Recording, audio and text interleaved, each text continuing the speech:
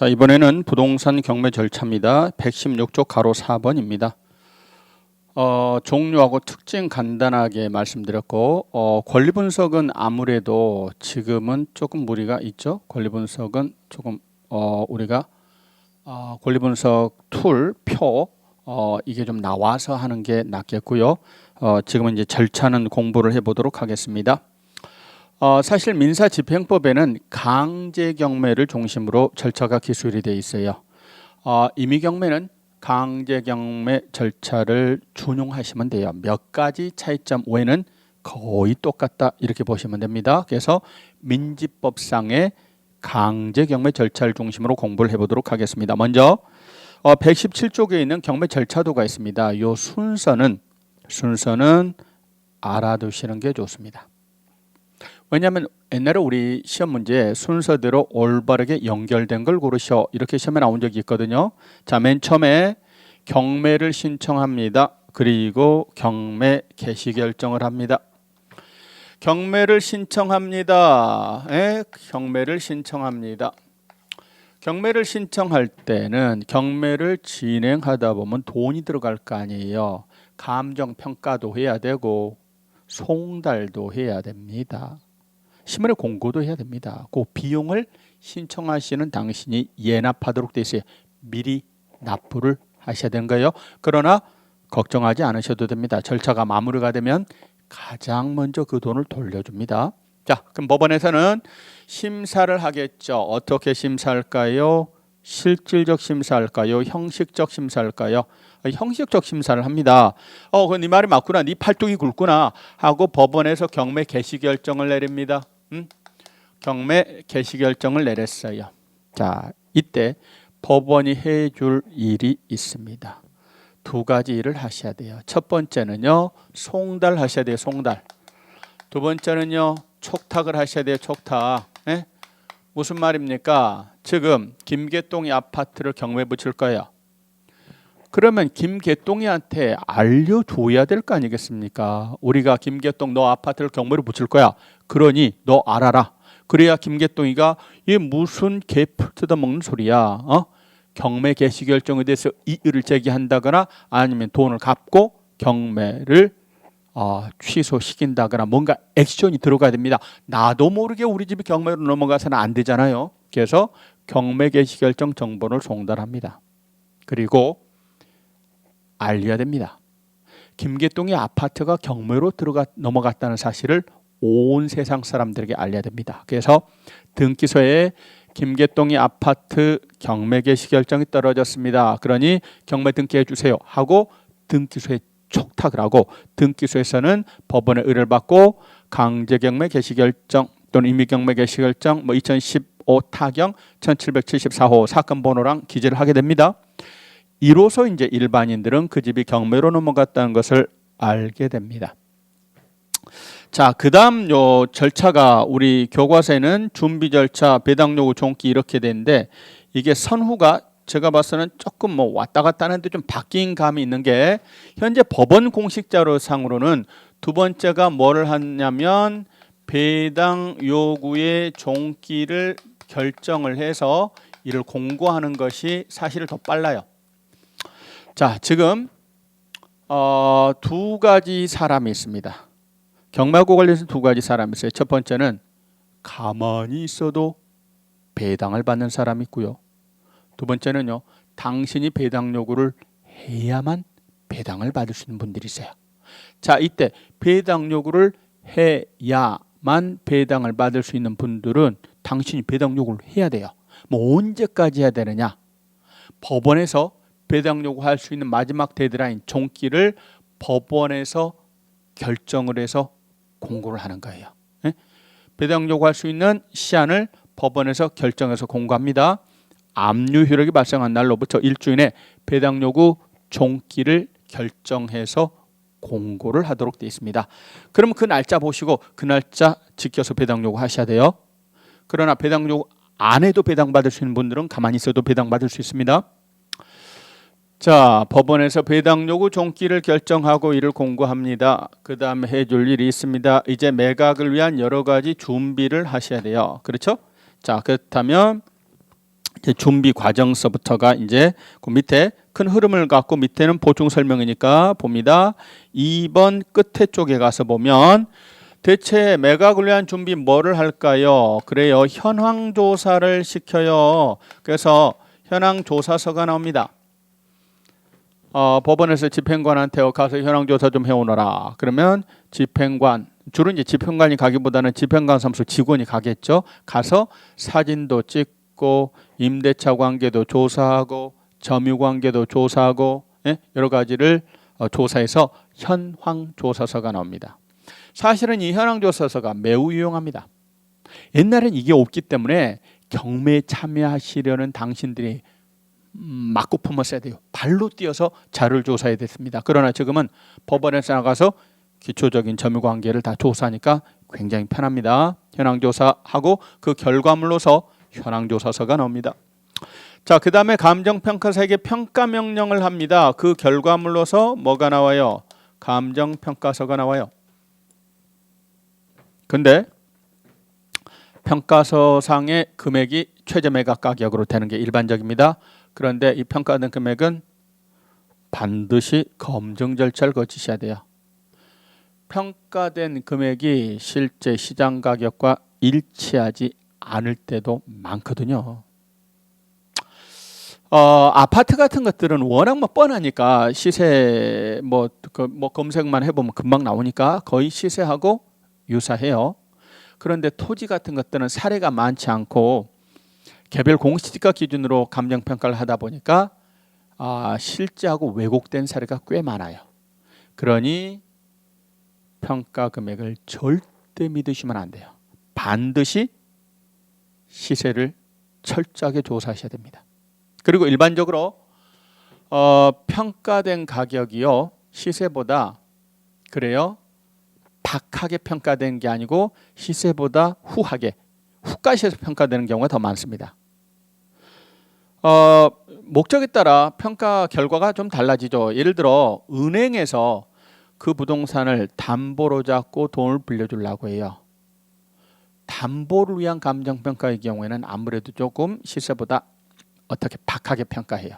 그러나 경매물건 감정평가는 굳이 박하게 평가할 이유가 없다니까요. 박하게 평가하면 채권자, 채무자 다 싫어해요. 그래서 평균적으로 보면 시세보다 후가시에서 평가되는 경우가 많아요. 10%, 20%, 30% 후가시 평가되는 경우가 많습니다. 그러니 시세조사 철저하게 하셔야 됩니다. 자, 그리고 이 두 가지 자료를 토대로 뭐가 나오냐면 매각물건 명세서라고 하는 게 나와요. 매각물건 명세서라고 하는 것이 나옵니다. 매물서가 권리분석에 가장 중요한 자료가 되는 것입니다. 자, 그럼 다음 페이지로 한번 넘겨봅니다. 다음 페이지 넘겨보시면 이제 준비가 다 끝났어요. 그러면은 날짜를 잡아야 돼요. 날짜를 지정을 해서 공고하고요. 이해관계인들한테 통지를 해야 됩니다. 매각기일과 매각 결정기일을 지정, 공고, 통지를 하셔야 합니다. 그렇죠? 이제 통지가 되면은 이제 뭐를 해요? 이제 입찰을 하게 되겠죠. 입찰을 붙이는 날을 매각기일이라고 합니다. 입찰용어로는 입찰기일이라고 부르죠. 자, 이날 매각을 붙이는 날입니다. 매각을 붙이는 날은 누가 대장이냐면 법원에 가보시면 집행관 아저씨가 대장이에요. 집행관 주도하에 입찰 절차가 진행이 됩니다. 그렇습니다. 집행관 주도하에 매각이 진행이 됩니다. 자, 지금 보니까 최저 매각 가격이 얼마가 나왔냐면 2억 원이 나왔어요. 2억 원이 나왔습니다. 그렇다면 입찰을 하려는 사람은 최소한 이 2억보다는 비싸게 써야 됩니다. 2억 밑으로 쓰면 그 매수 신고는 무효가 되는 거예요. 네? 무효가 됩니다. 최저 매각 가격이 2억 나왔습니다. 자, 이때 입찰에 참여하는 사람이 K가 있고 Q가 있고 P가 있고 S가 있다. 네? 이 사람들은 입찰 보증금, 흔히 말하는 매수 신청의 보증을 제공하셔야 돼요. 입찰 보증금을 준비하셔야 됩니다.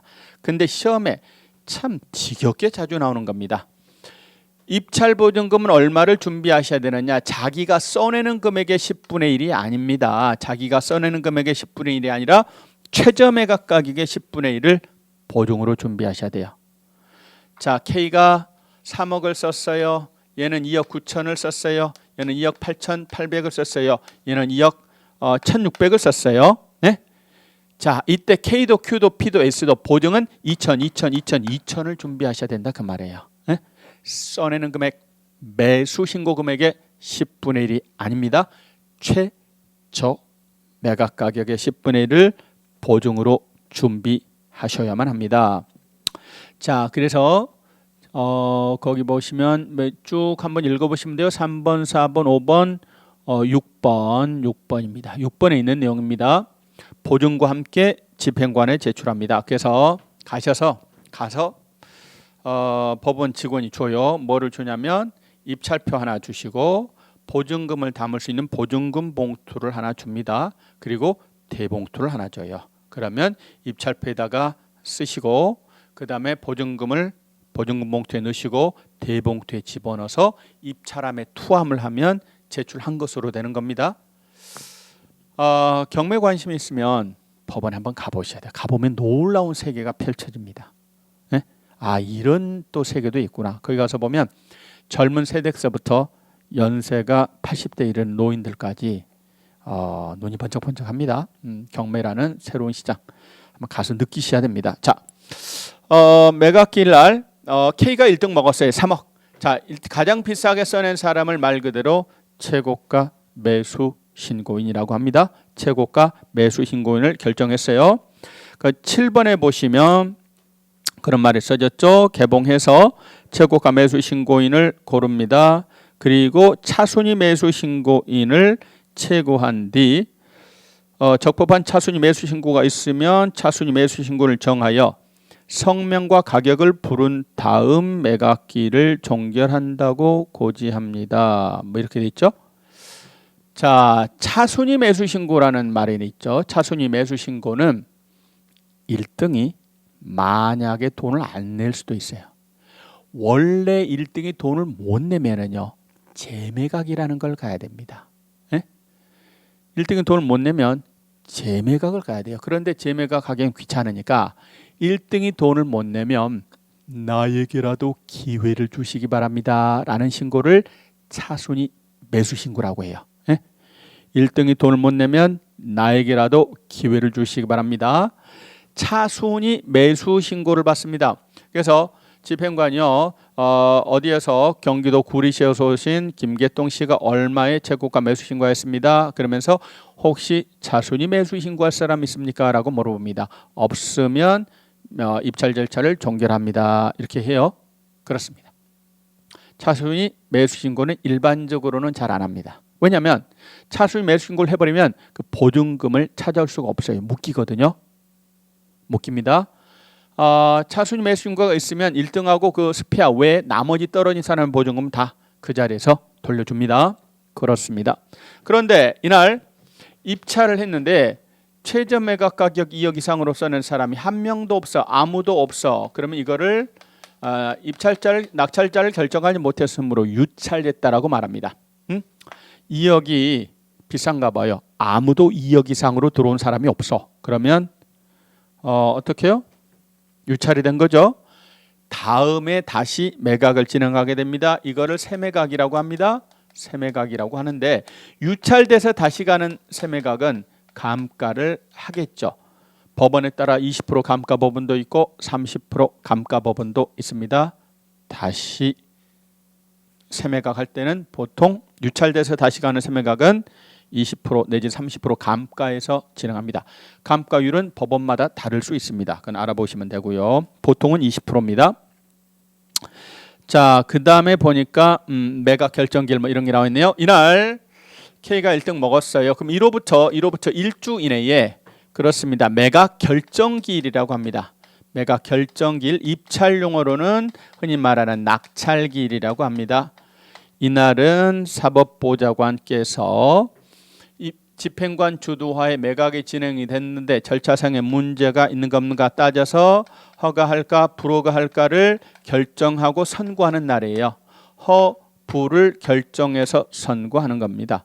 보니까 원래 옛날에는 판사가 있는데 지금은 사법보좌관이 합니다. 사법보좌관이 별 문제가 없어요. 그럼 허가 결정을 합니다. 근데 문제가 있어. 그러면 불허가 결정을 해요. 문제가 있으면 불허가 결정을 하고 다시 갑니다. 이것도 이름은 세매각이라고 해요. 보니까 입찰에 참여할 수 없는 채무자가 재고가 매수 신고가 돼 있다. 잉여의 가망이 없다. 또는 농지 취득 자격 증명이 필요한데 농취증을 제출하지 못했다. 또는 매각 물건 명세서가 잘못 만들어졌다. 등등의 불허가 사유가 있으면 불허가를 합니다. 그래서 불허가에서 다시 갑니다. 이때는요, 이름은 세매각이라고 합니다만 이때는 감가는 할까요, 안 할까요? 이 세매각은 감가하지 않습니다. 다시 유찰돼서 다시 가는 세매각은 감가해요. 그런데 불허가 결정이 떨어져서 다시 가는 세매각은 감가하지 않습니다. 자, 이날 별 문제가 없으면 허가 결정, 문제가 있으면 불허가 결정을 합니다. 근데 법원의 결정이나 명령에 대해서 불복하려는 자는 즉시 항고를 할 수 있어요. 즉시 항고를 할 수 있습니다. 1주 안에 항고를 하셔야 돼요. 항고 안 하면 매각 허가 결정이 확정이 되는 거예요. 확정. 자, 확정이 됐으면 이제 돈을 납부하는 일만 남았습니다. 지금은 대금 납부 기한제를 취하고 있습니다. 옛날에는 대금 납부 기일제인데 지금은 기한제예요. 따라서 법원에서 돈 내라고 통지서가 날라옵니다. 언제까지 내세요? 예를 들어서 1월 17일까지 내세요. 그러면 그때까지 내시면 돼요. 그 전에라도 내고 싶으면 언제든지 그 전에라도 내시면 돼요. 내는 순간 바로 소유권을 취득하는 거예요.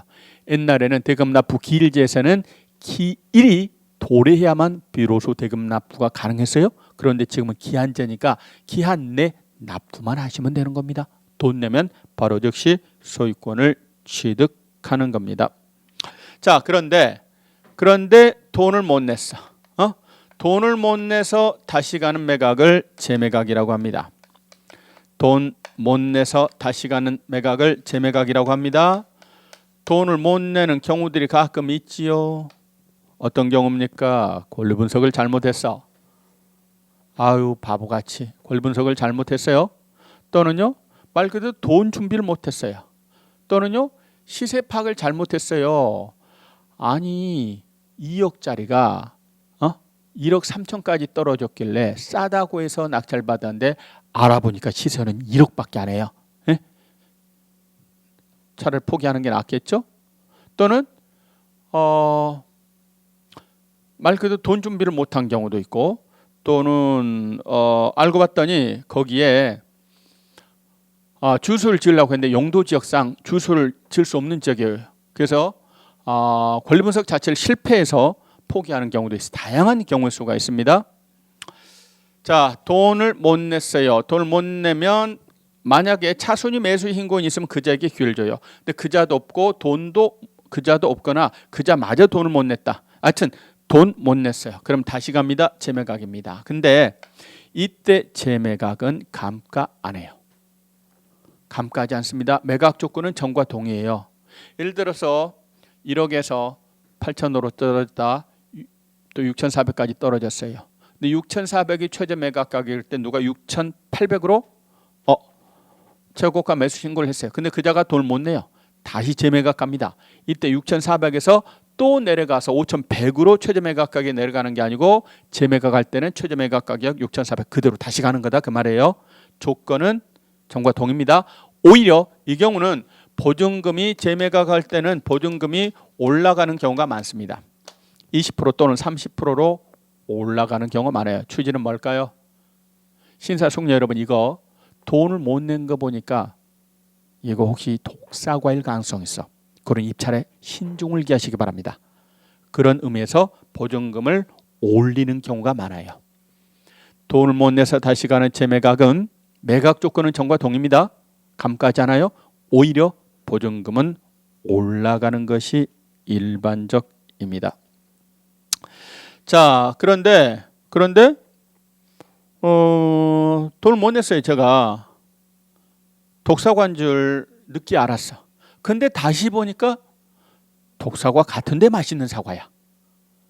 그래서 늦게라도 돈 내면 돼요. 재매각 사흘 전까지 돈 내면 굳이 법원 입장에서는 말입니다. 굳이 법원 입장에서는 그래요. 굳이 법원 입장에서는 재매각 할 이유가 있다 없다? 없다. 예? 돈만 내면 끝인데 예? 사흘 전까지만 돈 내면 재매각은 진행하지 않습니다. 자, 이제 나머지 절차는 이제 돈 내시면 돼요. 돈 내시면 됩니다. 돈 내시고 대금을 납부하시고 대금 납부하면 납부하는 순간 소유권 취득합니다. 이제 나머지는 사람 내보내는 인도, 그 다음에 등기 정리하는 거 뭐 이런 것만 남았겠죠? 그렇습니다. 서류를 필요한 서류를 다 준비해서 누구한테 법원에 등기 촉탁을 하시면 법원에서 받아서 등기소로 보내서 다 등기해 줍니다. 자, 그리고 돈을 내는 순간서부터 이제는 누구 거냐면 내 거예요. 내 건데 만약에 안 나가고 점유할 정당한 권한이 없는 자가 안 나가고 개기면 인도명령 신청을 해서 그래도 개기면 강제 인도집행으로 내보낼 수가 있어요. 그러나 점유할 정당한 권한이 있는 자들은 인도명령 대상이 아닙니다. 그런데 이 인도명령 신청은 빨리 하셔야 돼요. 6개월 안에 신청하셔야 됩니다. 6개월 지나가면 잔금 납부일로부터 6개월 지나가면 그때는 명도 소송으로 갑니다. 인도명령 신청을 하시면 됩니다. 자, 그리고 마지막 10번에 가서 보니까 이제 뭐 배당 돈을 갈라먹는다 그런 말이 써졌습니다. 그리고 맨 밑에 주제 경매와 매수 신청 대리업입니다. 그렇습니다. 이제는 공인중개사인 개공과 법인인 개공은 법원에 등록하고 법원의 감독하에 매수 신청 대리인 등록을 받고 법원의 감독하에 업무를 할 수 있습니다. 뭐 이거는 뭐 어차피 뭐 이렇게 짧게 이야기할 게 아니고 나중에 대법원 규칙 공인중개사의 매수 신청 대리인 등록에 관한 규칙과 예규를 따로 공부를 하셔야 돼요. 그래서 이 부분은 기본서가 나오면 공부를 할까 합니다. 그래서 오늘은 거기까지. 그래서 우리가 입문 과정은 공부를 다 마쳤네요. 이제 기본서가 나오면 기본서 가지고서 열심히 공부를 해봅시다. 건강하시고 새해 복 많이 받으시고 1월 달에 다시 함께 하겠습니다. 수고하셨습니다.